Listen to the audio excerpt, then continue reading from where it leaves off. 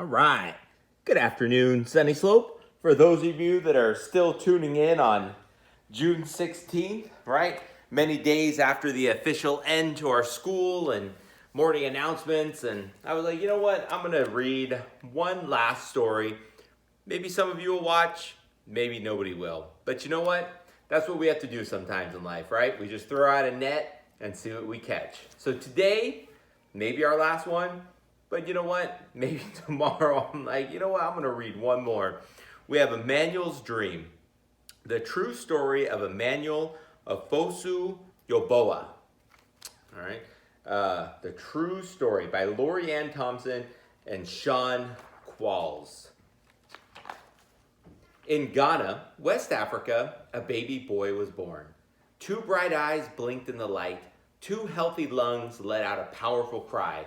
Two tiny fists opened and closed, but only one strong leg kicked. Most people thought he would be useless, or worse, a curse. His father left, never to return, but his mother had faith. Her name was Comfort, and she named her first child Emmanuel, meaning God is with us. I didn't know that. I didn't know that's what the name Emmanuel meant. As Emmanuel grew, Mama Comfort told him he could have anything, but he would have to get it for himself. He learned to crawl and hop, to fetch water and climb coconut trees. He even shined shoes to earn money.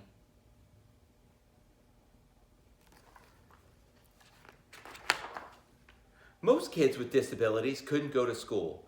Still, Emmanuel's mother carried him there, until one day she said, "You are too heavy." From then on, Emmanuel hopped to school and back, 2 miles each way on one leg by himself.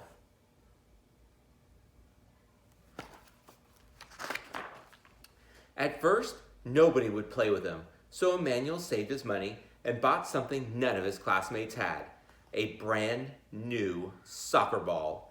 Of course he would share it, if he could play too.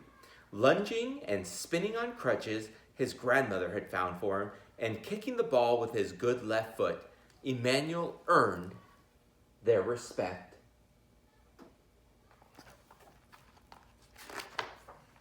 His new friends sometimes used their lunch money to rent bikes. Would Emmanuel be able to join them? His friend Godwin pushed him so fast so he could balance. Over and over again, Emmanuel fell hard. But finally, he rode. Woo! Celebrate. When Emmanuel was 13, Mama Comfort got very sick. She could no longer sell vegetables at the market, and Emmanuel's sister and brother were too little to work. He would have to support them.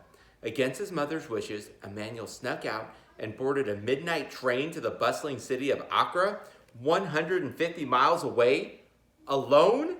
He didn't know it then, but it would be 2 years before he saw his family again. Oh my gosh. Emmanuel arrived full of hope. There were so many people, but no one would hire him. Shopkeepers and restaurant owners told him to go out and beg, like other disabled people did. Emmanuel refused. Finally, a food stand owner offered him a job and a place to live. When Emmanuel wasn't serving drinks, he kept busy shining shoes. He earned money and sent it home. One morning when Emmanuel went to buy shoe shining supplies, the shopkeeper thought he was there to beg and scolded him. Insulted, Emmanuel slammed his money down on the counter. The shopkeeper apologized, but Emmanuel would never forget. When Mama Comfort grew sicker, Emmanuel went home to be with her. From her bed on Christmas Eve, she told her son, "Be respectful, take care of your family, don't ever beg, and don't give up." By the next morning, Emmanuel's beloved mother was dead. He was heartbroken, but he knew her last words had been a gift.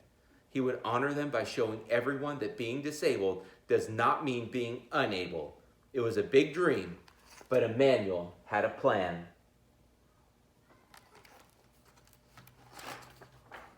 Emmanuel had a sharp mind, a bold heart, and one strong leg.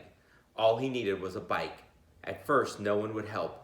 They thought his plan to bicycle around Ghana was impossible.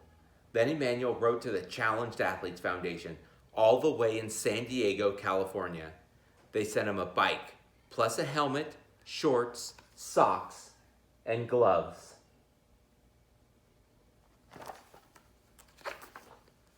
Emmanuel started training for the long ride. He persuaded the king of his region to give him a royal blessing. He went door to door asking for additional support. Finally, he hired a taxi to follow him with drinking water, a camera, and his best friends.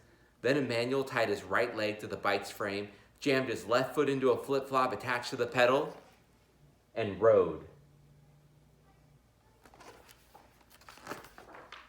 Emmanuel pedaled through the bustling city of Accra. He pedaled through rainforests, over rolling hills, and across wide, muddy rivers. He pedaled past Odum forests and plantain farms, and through the market city of Kumasi. He pedaled as trucks roared past on the narrow highways, and wild animals stalked his thoughts. He pedaled through vast grasslands and into the ancient city of Tamale. He rode up, down, across, and around his country, proudly wearing the colors of its flag, on a shirt printed with the words, the Pozo, or the disabled person.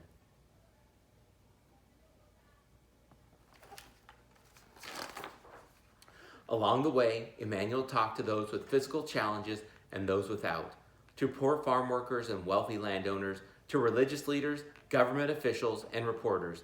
He wanted everyone to see him and his disability. He wanted everyone to hear him and his message.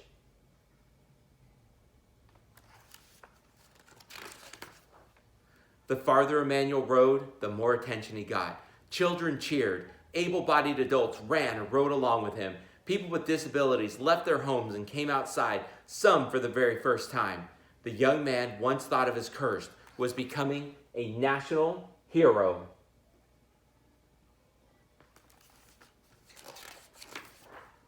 He completed his outstanding journey, pedaling south to the sea and back up to Accra, nearly 400 miles in just 10 days.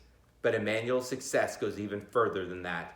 He proved that one leg is enough to do great things, and one person is enough to change the world. And this story ends with a quote from Emmanuel. In this world, we are not perfect.